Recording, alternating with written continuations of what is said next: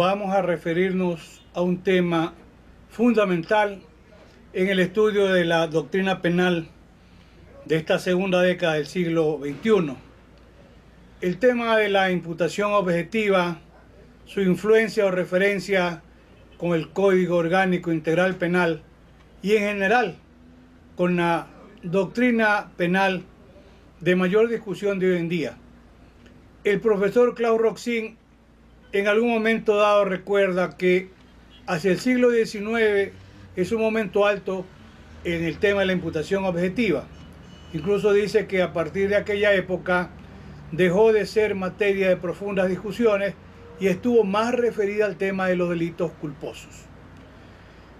El mismo profesor Roxin dice que a partir de la década de los 50, incluso es una época que coincide históricamente con la llegada al punto alto del finalismo en la concepción alemana del profesor Hans Welzel, también se retoman discusiones en el tema de la llamada teoría de la imputación objetiva. Yo creo que inequívocamente hoy en día tanto los profesores Gunther Jakob como el profesor Claude Roxin son los puntos más altos en la discusión de este tema en particular. Una reflexión es importante. Es necesario estudiar el tema de la imputación objetiva primero, porque alguien podría decir que académicamente es conveniente, y en segundo lugar, ¿tiene realmente o no aplicación? Yo digo que es necesario y que es aplicable. Pues bien, la otra interrogante es a partir de qué momento es necesario en el estudio de un caso o en una disertación hablar sobre el tema de la imputación objetiva. Recordemos muy brevemente lo que venimos sosteniendo, que el delito es un acto típico y antijurídico. Hemos hablado de dos juicios de reproche, el uno dirigido al acto para concluir que es típico y es antijurídico, y el otro juicio de reproche dirigido al dueño del acto para concluir que es culpable. Pues bien, en esta propuesta, elementos objetivos del tipo penal, manifestación de conducta, un resultado y una relación de causa-efecto entre la conducta y el resultado. Allí tendríamos los elementos objetivos del tipo penal, y en el estudio de los elementos subjetivos podemos hablar del dolo y de la culpa, podemos hablar de elementos normativos del tipo penal, la exigencia de determinadas calidades, por ejemplo, la condición de funcionario público, de instrumento público, etc. Y las particulares finalidades que pueda perseguir una persona en la comisión de un delito. De pronto alguien quiere asaltar un banco para pagarle la educación al hijo, alguien quiere cometer una estafa para comprarse un carro del año, y esto sería lo que hemos llamado en la teoría del iter criminis, se llama la fase de el agotamiento que va más allá de la consumación.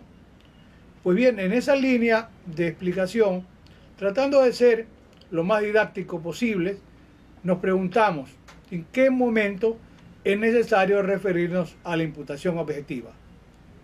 Una vez que se ha determinado que hay una manifestación de conducta, que hay una relación de causa a efecto entre la conducta y el resultado, antes de pasar al estudio de los elementos subjetivos del tipo penal, tendríamos que llegar a la conclusión de si ese resultado, que es de una manifestación de conducta, le puede o no ser imputado objetivamente. Ese es el momento clave. Como dice mi amigo el profesor Zaffaroni, el estudio del delito tiene que ser hecho de manera estratificada. No tendría sentido, por ejemplo, ir a estudiar la antijuridicidad o juicio de disvalor o de reproche al acto si antes no hemos comprobado que la conducta es adecuadamente típica. Y antes de pasar incluso al estudio de los elementos subjetivos del tipo penal, debemos examinar si se puede o no ser imputado objetivamente el resultado. Pues bien, en los componentes de la imputación objetiva encontramos la primera reflexión o llamado principios o propuestas es referirnos al tema del riesgo socialmente permitido. La primera pregunta es, y el primer componente de la teoría de imputación objetiva es, ¿el ciudadano o la ciudadana actuó dentro del riesgo permitido o socialmente permitido, se lo prefieren? En los delitos culposos es más evidente y un poco más fácil, yo iría a trabajar con la teoría de la imputación objetiva, porque podemos apreciar, no es lo mismo en un caso dado, la actuación dentro del riesgo permitido. Por ejemplo, quien interviene quirúrgicamente tiene todos los insumos para poder intervenir, lo hace en las mejores condiciones, hay una evaluación previa a su paciente, etcétera. Está actuando dentro del riesgo permitido. Y por otro lado, en el caso de una intervención quirúrgica, si ese paciente o esa persona, por ejemplo, ha sido víctima de un accidente y esta persona tiene que ser conducida para ser atendida en situación de emergencia, es un caso excepcional, donde el riesgo tiene que asumirlo también el médico en función del caso que se le presenta. Fíjense, los casos no son exactamente iguales, pero si actúa dentro del riesgo permitido, su conducta sería ajustada a derecho. Pero además hay que considerar, como otro de los pilares de la imputación objetiva, un principio que es el principio de confianza. Yo digo, con ejemplos es fácil entender el tema. Quien conduce y lo hace de manera reglamentaria y transita por una avenida y está el semáforo en verde, debe presumir razonablemente que quien está con el semáforo en rojo no va abruptamente a interrumpir en la circulación. Y entonces estamos pensando en el principio de confianza, que los demás también van a actuar, ¿verdad?, acorde con la obligación que como ciudadano o ciudadana tiene. Posteriormente, y en el estudio de la imputación objetiva, vamos a apreciar la llamada teoría de los roles.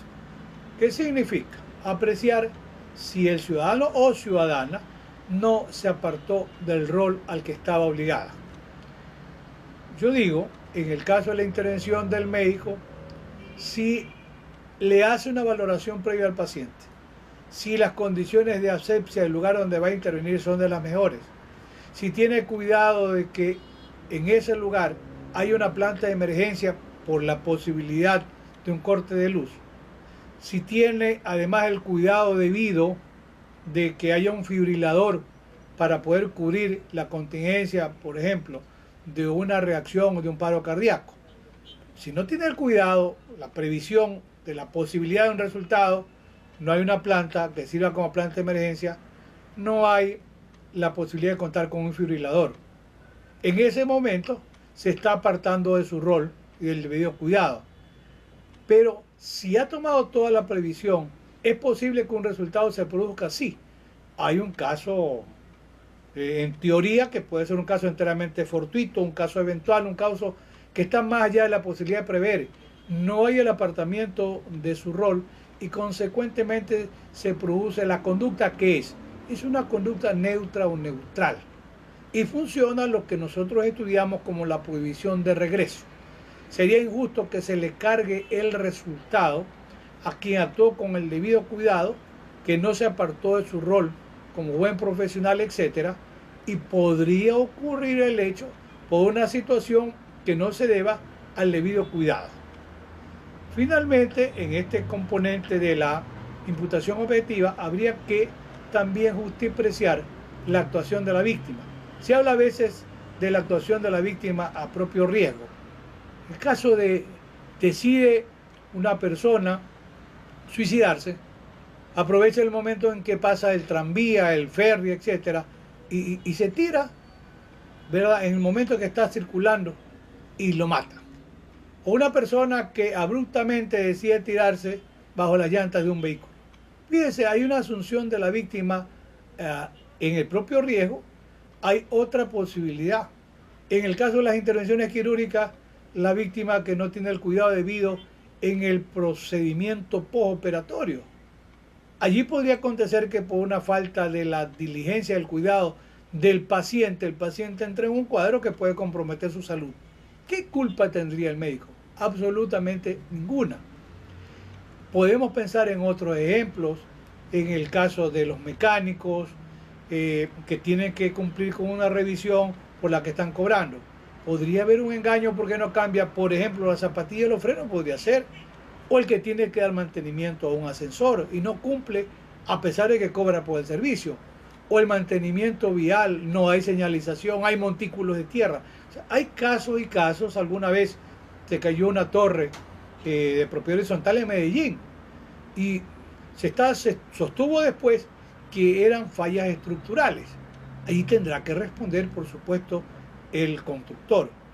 Si de este resultado de examen o análisis llegamos a la conclusión que actuó dentro del riesgo permitido, que no se apartó de su rol, si no se aparta de su rol, surge lo que se llama la prohibición de regreso. Entonces debemos concluir que no se puede imputar objetivamente el resultado. Fíjense que así es fácil poder entender en dónde ubicar y en qué momento ubicar la imputación objetiva en este desarrollo de la teoría del delito. Podría ser que una vez que hemos llegado a superar el tema de la imputación objetiva, podríamos encontrarnos en el estudio de los elementos subjetivos del tipo penal con otra posibilidad. Podría ser que medie un error de tipo. Si una persona, el dolo que requiere conocimiento, representación y además voluntad o intención. ¿Qué pasa si una persona es víctima de un error insuperable o invencible con respecto al dolo? La conducta deja de ser típica porque le falta el elemento subjetivo del tipo penal. De suerte que allí podríamos, además después del estudio de la imputación objetiva, podríamos llegar a concluir si esa conducta, ¿verdad?, es dolosa o no.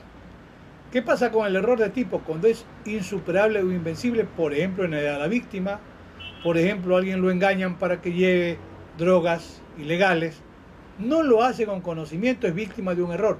Si es insuperable o invencible, hay un error de tipo que determina la ausencia del tipo penal doloso. Podría responder por tipo penal culposo si es que está prevista la conducta como delito culposo. De esa manera, nosotros hemos avanzado en este estudio de la teoría del delito y esto se puede aplicar al Código Orgánico Integral Penal, pero por supuesto, como hemos dicho ya en otros momentos, aunque el legislador equivocadamente y por mala asesoría dijo que había que suprimir el error de tipo, el error de tipo subsiste en la doctrina. Eso es sin duda incuestionable. ¿Cómo va a resolver el juez? El juez para eso tiene que acudir a las fuentes del derecho, tiene que acudir al derecho, tiene que acudir a la ley cuando la ley lo prevé, tiene que acudir a la doctrina y tiene que acudir a la jurisprudencia.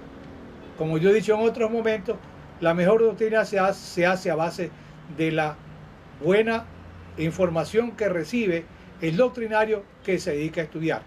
¿Y para qué sirve esto? Para ir creando la posibilidad de una mejor y más adecuada jurisprudencia. Iremos avanzando y dejamos para otro momento referirnos a aspectos también que tienen que ver para completar la primera parte del estudio de la teoría del delito que tiene que ver con la antijuridicidad y apreciaremos que si hay causa de justificación o estado de necesidad, la conducta podrá ser típica y no es antijurídica y consecuentemente no puede ser reprochada como delictiva. Y dejaremos para su momento estudiar sobre juicio de reproche o juicio de culpabilidad, que tiene como componente imputabilidad, la posibilidad de un error de prohibición insuperable o invencible y la exigibilidad de la conducta.